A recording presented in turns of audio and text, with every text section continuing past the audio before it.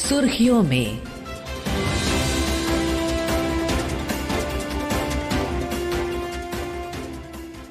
ये आकाशवाणी है। प्रस्तुत है कार्यक्रम सुर्खियों में। इसके अंतर्गत सुनिए, स्वदेशी हथियारों से भारत के रक्षा उद्योग को सुदृढ़ बनाने पर चर्चा। इसमें भाग ले रहे हैं रक्षा विश्लेषक मेजर जनरल अशोक कुमार। कार्यक्रम का संचालन कर रहे हैं सुबोध मिश्रा। भारत में असाधारण उपलब्धियों वाले क्षेत्रों का उल्लेख किया जाए तो उनमें रक्षा उद्योग का नाम जरूर आता है। पिछले कुछ वर्षों में देश ने रक्षा क्षेत्र से जुड़े उद्योगों के मामले में अभूतपूर्व सफलताएं दर्ज की हैं। छोटे बड़े, भारी और हल्के हर तरह के अस्त्र शस्त्र के उत्पादन में भारत ने तेजी से नए मुकाम तय किए हैं।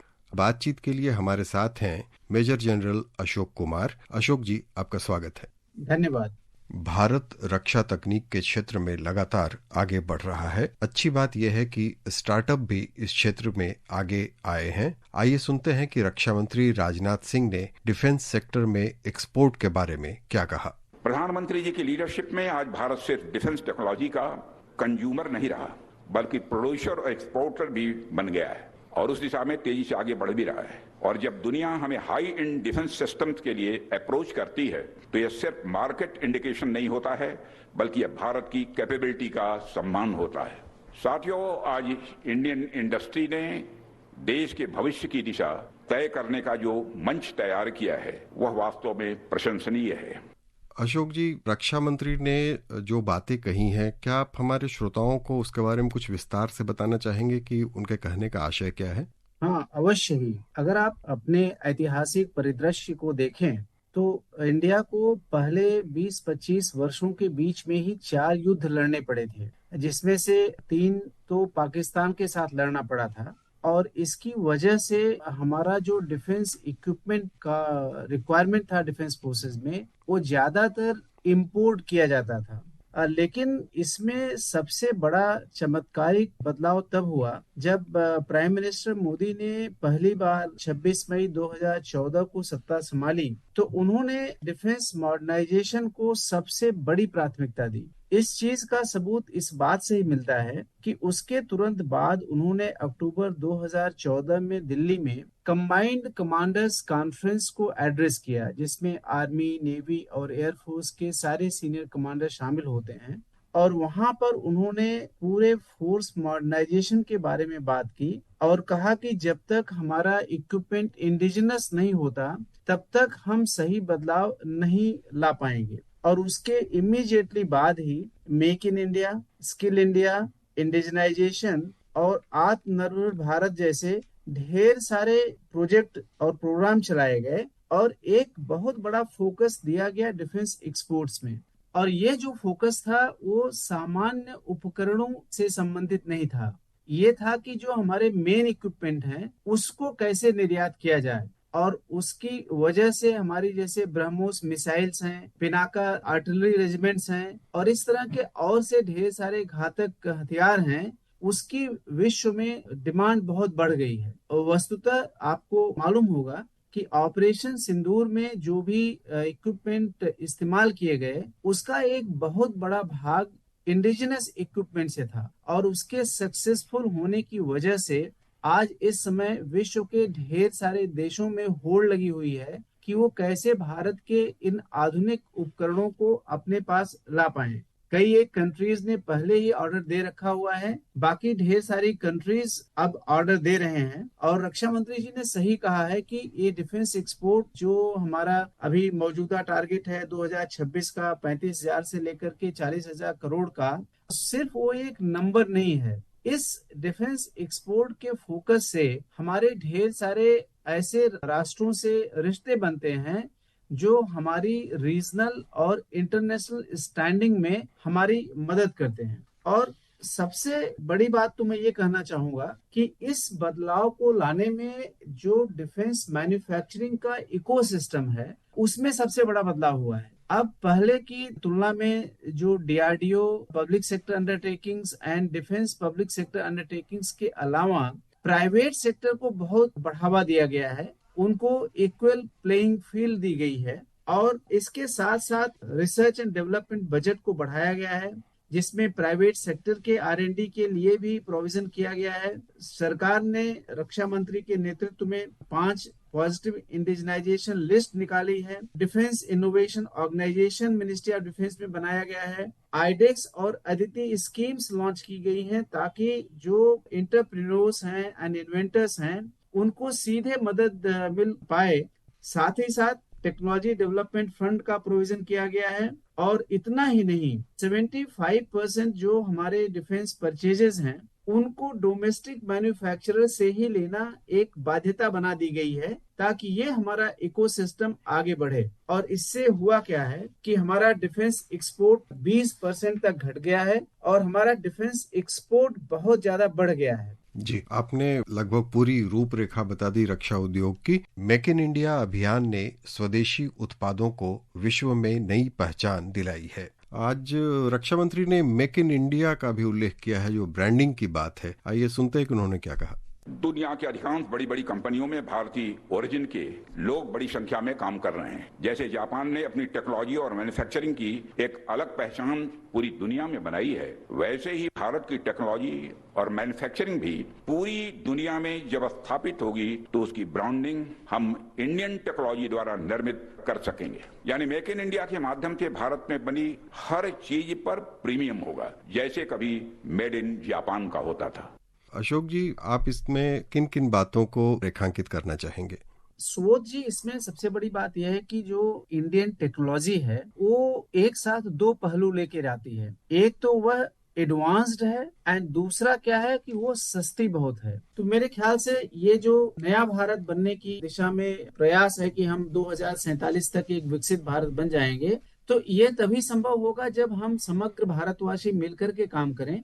और इसमें डिफेंस का रोल सबसे बड़ा है, क्योंकि अगर राष्ट्र अपने हितों की रक्षा और सुरक्षा नहीं कर सकता तो बाकी किसी भी दिशा में जो प्रगति हो वो उतना मायने नहीं रखती है। तो जिस डायरेक्शन में हम लोग चल रहे हैं अपने डिफेंस मैन्युफैक्चरिंग को लेकर के, अपने जो हाई एंड टेक्नोलॉजी को लेकर के, मुझे पूरा भरोसा है कि आने वाले 10 साल में हम अपना ज्यादा से ज्यादा इक्विपमेंट इंडिजिनाइज कर लेंगे और उसमें हम न केवल अपने रक्षा सेनाओं की रिक्वायरमेंट्स को पूरा करेंगे बल्कि जो हमारे फ्रेंडली फॉरेन कंट्रीज हैं उनको भी हम मदद दे पाएंगे। इनफैक्ट इंडिया का तो खुला ऑफर है विश्व के तमाम देशों को कि वो आएं और भारत में अपने निर्माण की रूपरेखा रखें, क्योंकि यहाँ पर अगर कोई फैक्ट्री लगाता है डिफेंस मैन्युफैक्चरिंग की या किसी भी और फील्ड से तो उसको 20% का कॉस्ट बेनिफिट मिलता है। यहाँ पर वो चीजें उतनी सस्ती हैं। इतना ही नहीं,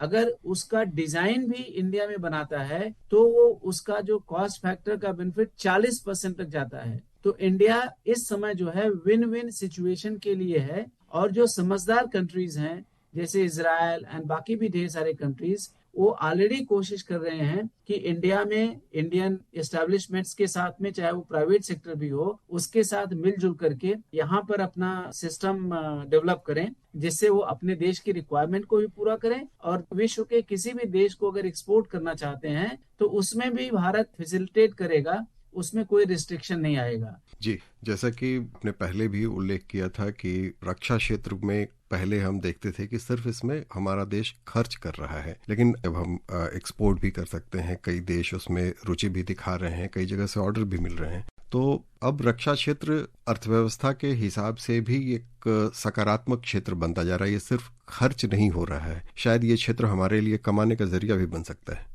सही बात है सुबोध जी। असल में जिस दिशा में हम चल रहे हैं वो समय दूर नहीं है कि जब हम नेट इंपोर्टर की बजाय नेट एक्सपोर्टर बन जाएंगे। और जैसे ही हम नेट एक्सपोर्टर बने और ज्यादातर देशों में हमारे मेजर इक्विपमेंट एक्सपोर्ट हुए तो उन देशों के साथ में हमारा जो स्ट्रैटेजिक लिंकेज है वो बहुत मजबूत हो जाएगा और हमें अपने राष्ट्रीय अंतर्राष्ट्रीय परिदृश्य में बहुत बड़ी मदद मिलेगी। वो हमारी एक कॉमन वॉइस हो जाएगी कि हम रीजनल और इंटरनेशनल फोरम पर भी भारत की सोच को आगे बढ़ा पाएंगे। जी, पिछले अगर हम 10 वर्षों की बात करें, 1 दशक की बात करें या उससे थोड़े ज्यादा समय की, तो आपकी राय में भारत ने रक्षा विनिर्माण में नीतिगत सुधार किस तरह के किए हैं? 2014 के बाद में ढेर सारे नीतिगत बदलाव हुए हैं। कुछ एक को मैं बताना चाहूंगा।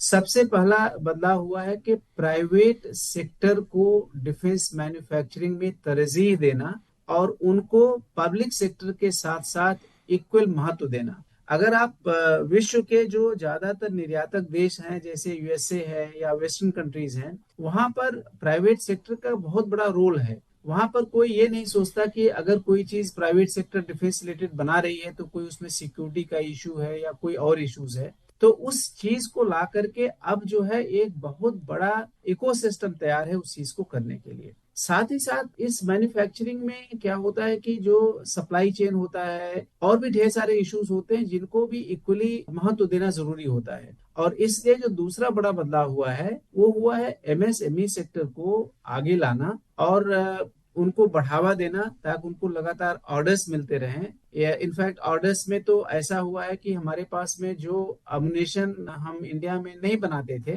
और इंपोर्ट ही करते थे, तो अगर इंडियन प्राइवेट सेक्टर उसका इंडियन सब्स्टिट्यूट बनाने के लिए तैयार है तो 1 साल के ऑर्डर की बजाय उसको 10-10 साल का ऑर्डर दिया जा रहा है। तो सरकार जो है वो नियमों को बदलने के लिए अपने डिफेंस मैन्युफैक्चरर्स को सपोर्ट करने के लिए आउट ऑफ बॉक्स ऑप्शंस लेके आ रही है। तीसरा चीज है स्टार्टअप को बढ़ावा देना। स्टार्टअप जो होती है ये छोटी एंटिटी शुरू में होती है, लेकिन उसकी जो सोच है टेक्नोलॉजी की बहुत सुपीरियर होती है। तो इसको बढ़ावा देना बहुत जरूरी था और बढ़ावा देने के लिए सिंपल प्रोसेस बनाई गई, जैसे आईडेक्स है, अदिति है या डिफेंस इनोवेशन ऑर्गेनाइजेशन जो मिनिस्ट्री ऑफ डिफेंस में काम करता है उसके तहत लाए हुए प्रोजेक्ट्स हैं और जिसमें इनको फंडिंग दिया गया और जो डिफेंस एक्विजिशन प्रोसीजर के ढेर सारे स्टेप्स थे उनको काट करके सीधे एक मध्य बिंदु तक लेके चले आए। तो उससे बहुत बड़ा बढ़ावा मिल रहा है जिससे हमारा नॉलेज कंटेंट जो है वो एमएसएमईज में या जो स्टार्टअप्स ग्रो कर पा रहे हैं ऑन देयर ओन या कॉर्पोरेट सेक्टर में वो काफी ज्यादा हो रहा है। अगली बड़ी चीज है कि जो पूरा मिनिस्ट्री ऑफ डिफेंस है या डिफेंस सर्विसेज हैं, अब वो कोई चीज छुपाते नहीं, वो खुद इंडस्ट्री के पास जा रहे हैं, बता रहे हैं कि ये हमारी रिक्वायरमेंट है, आप इसको बनाइए और आपको जो भी मदद करनी है की जाएगी। चाहे उनको रेंज की प्रोविजन करनी है, चाहे उनको ट्रायल को फैसिलिटेट करना है, जो भी चीजें डेवलपर को या मैन्युफैक्चरर को चाहिए वो सब दी जा रही हैं। अगली सुविधा जो गई है लाइसेंसिंग का प्रोसीजर सिंपल हो गया है, इसको ट्रांसपेरेंट बना दिया गया है, ज्यादातर चीजें ऑनलाइन हो रही हैं। अब हर आदमी मानने लगा है कि अब डिफेंस सेक्टर में सही तरीके से और समयबद्ध तरीके से काम किया जा सकता है। आपकी जानकारी के लिए मैं बता दूं कि हमारे chief of defence staff general Anil Chauhan ने एक बुक लिखी है, रेडी, रेलेवेंट एंड रिसर्जेंट, जो है एक blueprint for transformation of Indian army, जो हमारे रक्षा मंत्री जी ने 22 मई को रिलीज की है अभी। और वह इंडियन सोच को बढ़ावा देती है और ऐसे कि कैसे हम इंडिजिनस इक्विपमेंट को प्रोड्यूस करने के लिए बढ़ावा दे रहे हैं, हम लोग क्या क्या कर रहे हैं। और इस साल को रक्षा मंत्री ने year of defence reforms declare किया हुआ है ताकि अगर कोई ऐसा मुद्दा है जिसमें अभी भी सुधार की जरूरत है तो उसको किया जाएगा। डिफेंस एक्विजिशन प्रोसीजर जो है उसको भी बहुत हद तक सिंप्लीफाई किया जा रहा है और ये उम्मीद है कि इस वर्ष के अंत तक नया जो डिफेंस एक्विजिशन प्रोसीजर 2025 आएगा वो बहुत ही ज्यादा manufacturer and defence equipment friendly होगा और देश की तदबीर और तकदीर बदलने में बहुत सहायक होगा। मेजर जनरल अशोक कुमार, जैसा कि आपने बताया, भारतीय रक्षा उद्योग वाकई सफलता के नए शिखर पर पहुंच रहा है। आपसे बातचीत में श्रोताओं को आज कई महत्वपूर्ण जानकारियां प्राप्त हुई। आपका बहुत बहुत धन्यवाद। धन्यवाद। अभी आप सुन रहे थे स्वदेशी हथियारों से भारत के रक्षा उद्योग को सुदृढ़ बनाने पर चर्चा। इसमें भाग ले रहे थे रक्षा विश्लेषक मेजर जनरल अशोक कुमार। कार्यक्रम का संचालन कर रहे थे सुबोध मिश्रा। ये कार्यक्रम आकाशवाणी के समाचार सेवा प्रभाग द्वारा प्रस्तुत किया गया। इसे आप हमारे mobile app news on AIR और YouTube channel news on AIR official पर भी सुन सकते हैं। इस कार्यक्रम के संबंध में अपनी प्रतिक्रिया आप हमें ईमेल या व्हाट्सएप के माध्यम से भेज सकते हैं। ईमेल का पता है AIRNSDtalks@gmail.com और व्हाट्सएप नंबर है 9289094044। सुर्खियों में